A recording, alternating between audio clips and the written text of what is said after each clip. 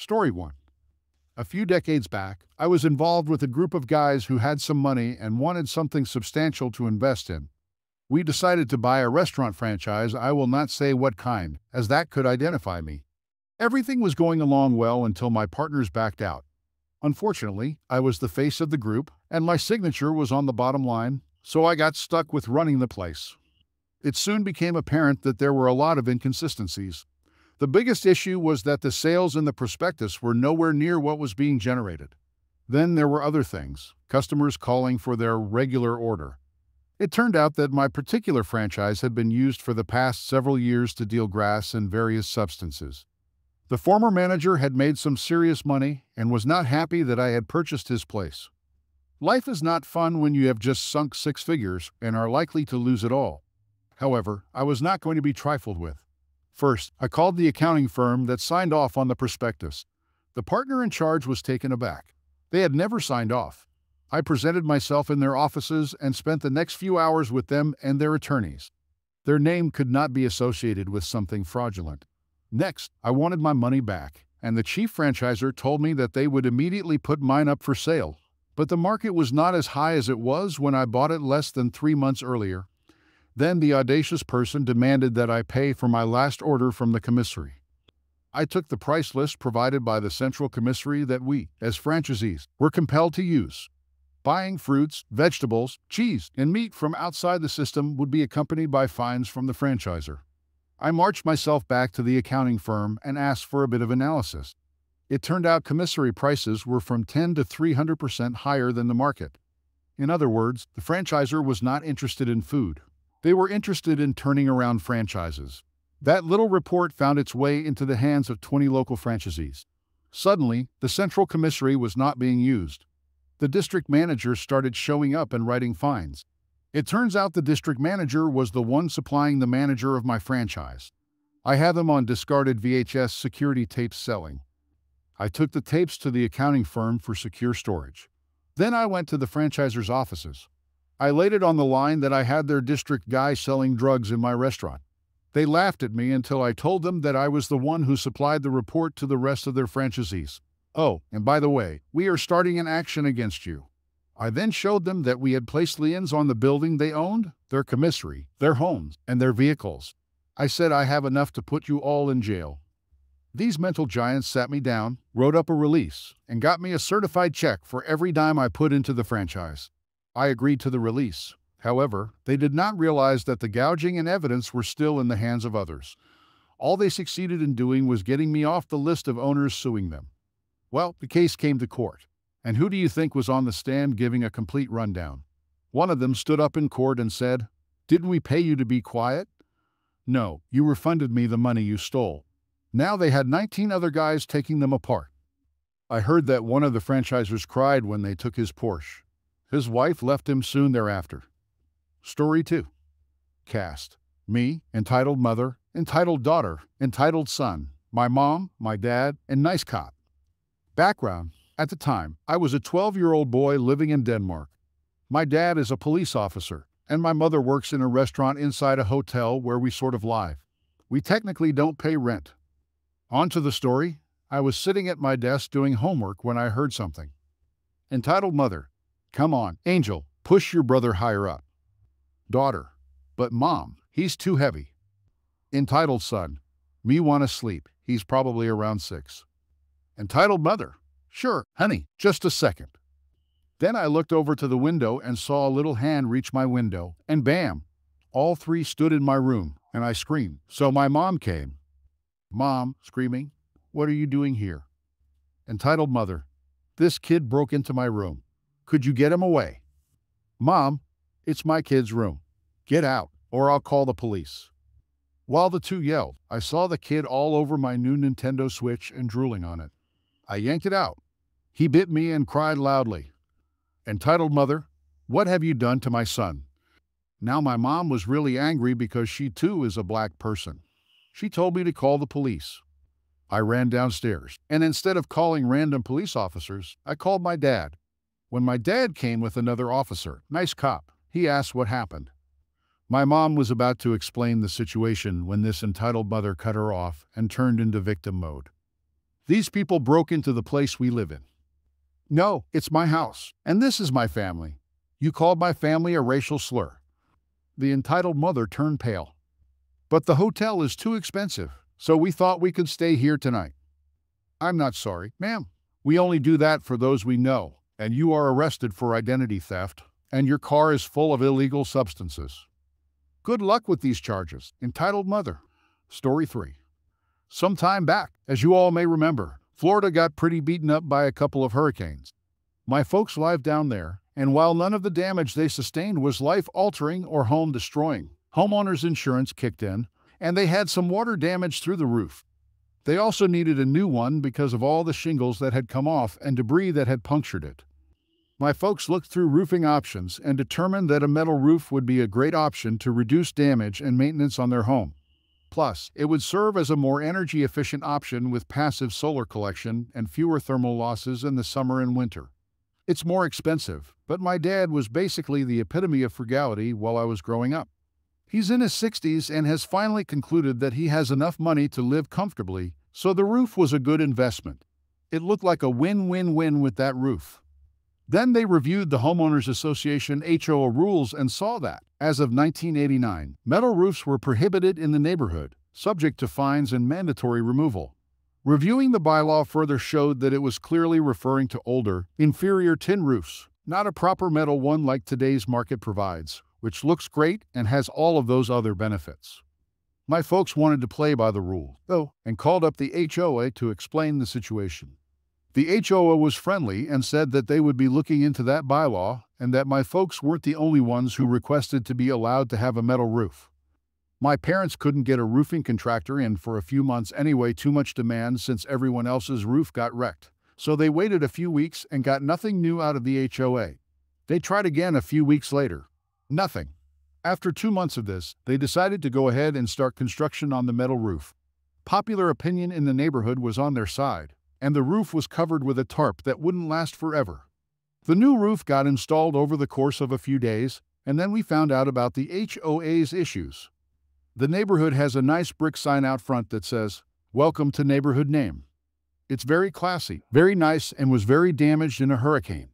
The HOA was strapped for money due to other repairs and dues, and someone had the bright idea to impose as many fines as they could on the neighborhood to pay for these repairs, starting with my folks. They served my folks with a letter claiming that they were in violation of the HOA and demanded a $25,000 fine, and that they remove it. Which is, of course, absurd. My poor mother is very much a play-by-the-rules sort, and she was worried sick.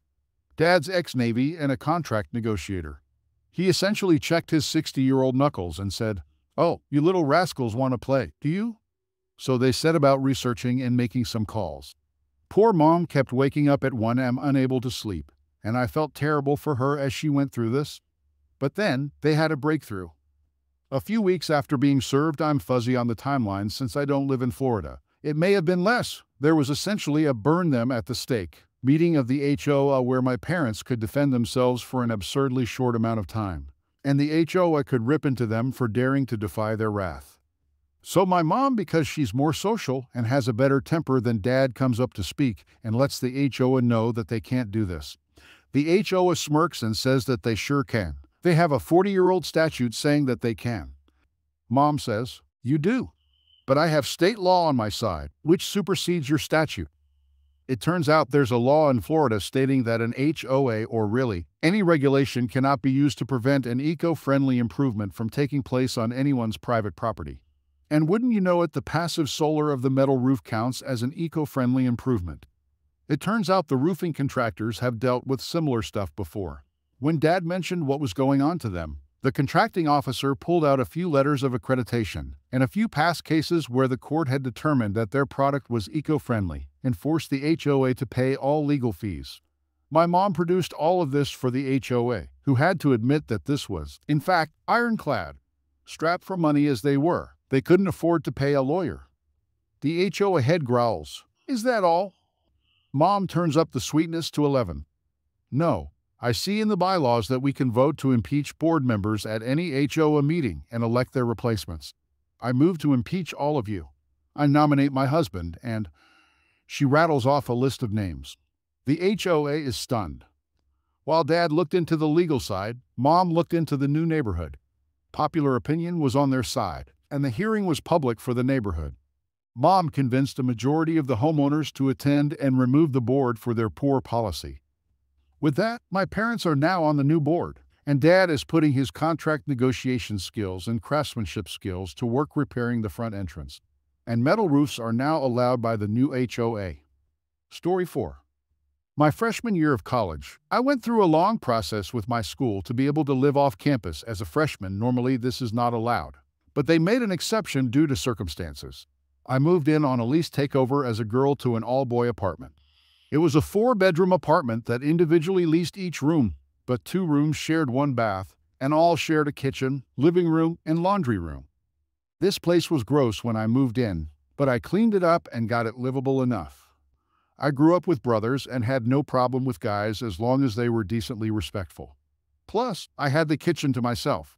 I'm also an engineering student and asked them if they had their friends over to let me know beforehand or keep the music below bed rattling. It turns out this exact apartment was known as the party apartment, and I would soon find out why. I was working 8 12-hour shifts at retail and then going to school full-time. I came home at 11 p.m. exhausted to blasting music and so many people. They were streaming out the front door. I was very upset.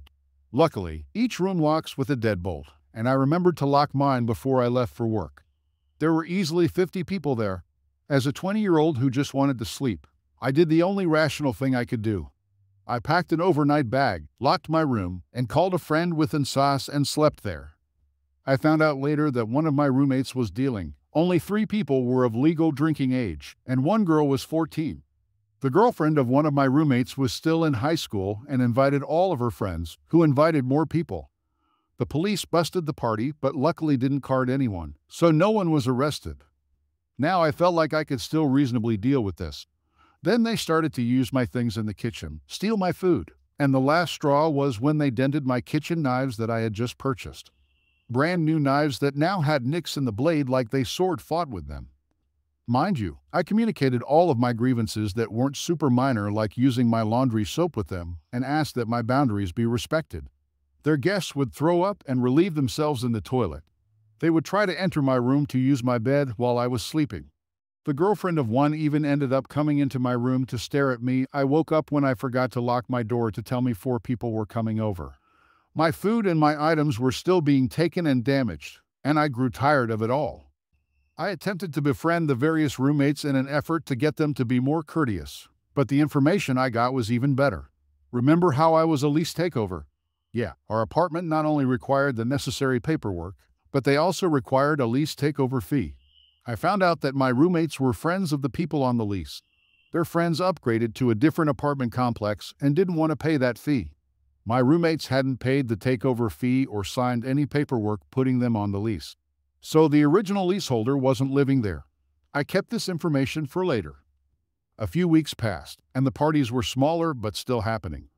Then one day, I was discussing painting my room due to the marks on the walls from the previous tenants.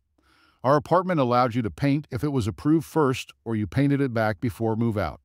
The maintenance guys were super sweet and let me pick a custom color for my room, a pretty light sky blue, bought it for me, and helped me paint my room. My roommates found out I painted and asked about it, not knowing what would happen later.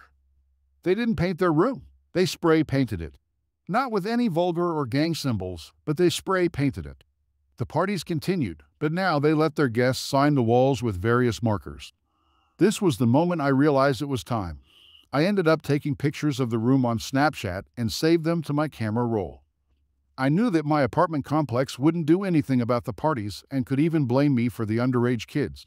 Plus, the items I stored in the common areas were fair game according to legal terms about a shared space. I first spoke with the building manager about the parties. I was right. There wasn't anything I could do but call the police. I could complain all I wanted about the condition of the house my roommates caused and the theft and damage of my belongings, and they wouldn't do anything. They didn't even seem bothered when I spoke to them about 2 out of 4 of us living there not being on the lease. The other one that was on my side was chill, and I didn't have a problem with him. As long as rent was paid on time, it seemed they weren't going to do anything. After all this, I pulled out my camera roll and told this nice lady to scroll as long as she wanted as I took about 15 pictures in just the one room. She got mad and started babbling on and on about gang graffiti, and she wouldn't have it. I knew there were no gang symbols whatsoever on the wall, just dumb kids, but it didn't look good. I didn't correct her and reminded her that the rooms in question were the ones where they weren't even legal tenants here. I locked as much as I could remember to grab my things from the kitchen in my bedroom beforehand and headed straight to work. So I didn't get to see the devastation as two office workers evicted them in hours. They weren't the legal tenants and had clearly stayed over the 7-day guest limit. They had to pack up as much as they could and were out by the time I got home from my shift 10 hours later. I got a lot of hateful and threatening messages from the girlfriend of one of them. I don't remember the exact words as this was a few years ago, 2016, and I didn't save it for more than a year. I did save them once she started threatening me with stalking and physical harm. I stayed polite and neutral in my responses in case I would need to take them to court. They did get one small revenge in that I remembered to lock up my pots, but in my hurry, I forgot the lids. They stole the lids to all cookware, even my crock pot. They also took all the food they could grab and put it in the now topless crock pot with all of my spices too and left it on. I'm not sure what liquid was used, and I don't ever want to know. But I ended up paying the rent of a 1-bedroom for 4 bedrooms when the last roommate's lease ended a few months later. The rooms were leased individually. Also, the now former roommate's friends that were on the lease had to come in, clean, and repaint the walls white. Do you know what happens when you put water-based white paint over a red and black colored permanent marker? He eventually hired a guy to make it look right. I heard it took 9 or more layers in some areas, and others were entirely spackled over. It was super thick, that's not right, but it was a special paint that wouldn't let the ink from the marker bleed through. I felt bad for the original leaseholders as they were now stuck with the damages, had to repaint, and still had to pay rent on this apartment. I had met with and was cool with them. I even tried helping one guy paint a bunch and told him I had no beef with him. I apologized for the way things worked out, and he wasn't happy with me, but also didn't blame me. I reasoned it with, they knew they were breaking the terms of their lease and exactly who their friends were when they didn't transfer the lease. If they hadn't repainted the room the way they did, the complex manager wouldn't have done anything. Edit 2. Someone made an excellent point that the bathroom is the most obvious place to dispose of human waste. My point that I didn't get across was that there was no flushing involved, and a few times several people's worth of excrement and vomit would be in the toilet when I returned home. Plunging would work sometimes. Other times, the clog would have to be removed manually. Since it was my half of the apartment, I had to remove the clog before I could do my business. Not the best thing to see first thing in the morning.